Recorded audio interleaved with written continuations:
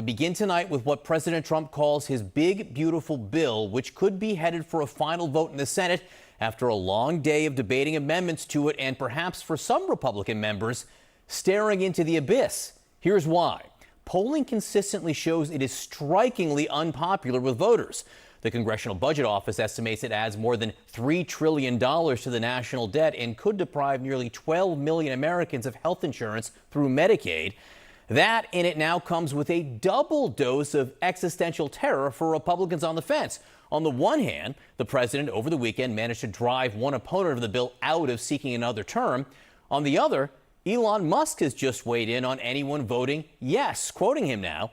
Every member of Congress who campaigned on reducing government spending and then immediately voted for the biggest debt increase in history should hang their head in shame. And if that weren't enough, he adds, and they will lose their primary next year if it is the last thing I do on this earth. Now, given that his Mars mission won't be ready to go for years, that's a lot of primaries.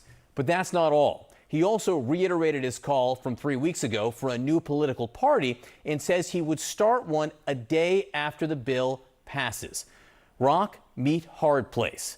North Carolina's Tom Tillis chose the rock, announcing that he will not seek another term, and he slammed the president on the bill's Medicaid cuts. What do I tell 663,000 people in 2 years or 3 years when President Trump breaks his promise by pushing them off of Medicaid because the funding's not there anymore, guys? It is inescapable that this bill in its current form will betray the very promise that Donald J. Trump made in the Oval Office. So today, White House Press Secretary Caroline Leavitt said that Senator Tillis is, and these are her words, just wrong. But listen to what the president has been saying on the subject going back a decade and decide for yourself. Save Medicare, Medicaid, and Social Security without cuts. Have to do it. We're going to love and cherish Social Security, Medicare, Medicaid. We're not going to do anything with that. Can you guarantee that Medicare, Medicaid, Social Security will not be touched? Yeah, I mean, I have said it so many times, you shouldn't be asking me that question. What happens if it comes to your desk, has the tax cuts, but also cuts to Medicaid? Would you veto that? Well, we're not doing that. Would no, you we're veto not, that?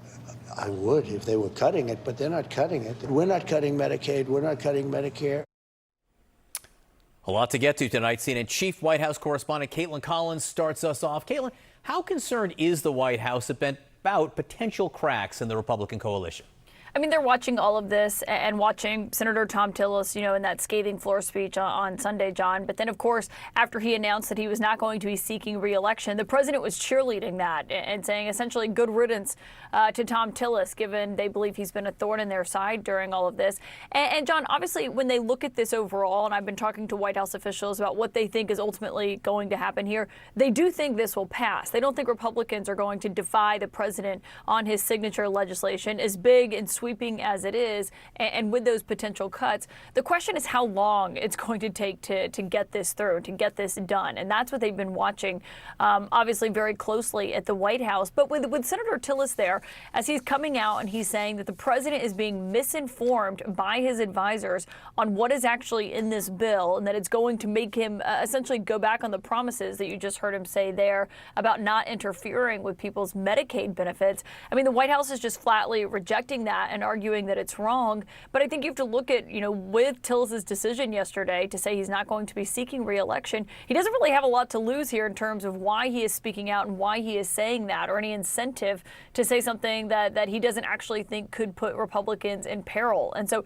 that is something they're watching, obviously, closely at the White House. They just essentially want to get this passed. They want to be able to talk about tax cuts and have that as something that they are trumpeting. And you're seeing how the president is working on this in terms of writing scathing truth social posts of people who are disagreeing with him, and also taking senators out for golfing trips, calling them up on the phone and chatting with them as this slog right now on Capitol Hill is happening with all these amendments that they are trying to get passed. None of them so far have gotten passed. Well, speaking of people who disagree with him, Elon Musk came out with a new/old threat today, saying he would primary or push to primary any lawmakers who support this bill. That's a split again with the president. How does the White House view this?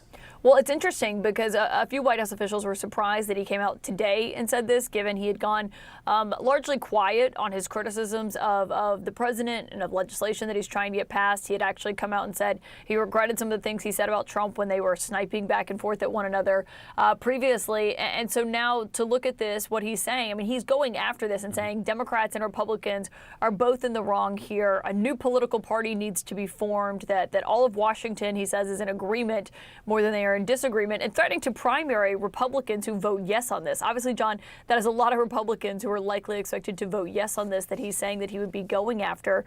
But he's essentially trying to highlight what he says is the criticism of Republicans who complain about big spending in Washington and then are about to vote on this, given the estimates that we've seen, including from the budget office this weekend, of just how much this is going to add to the deficit.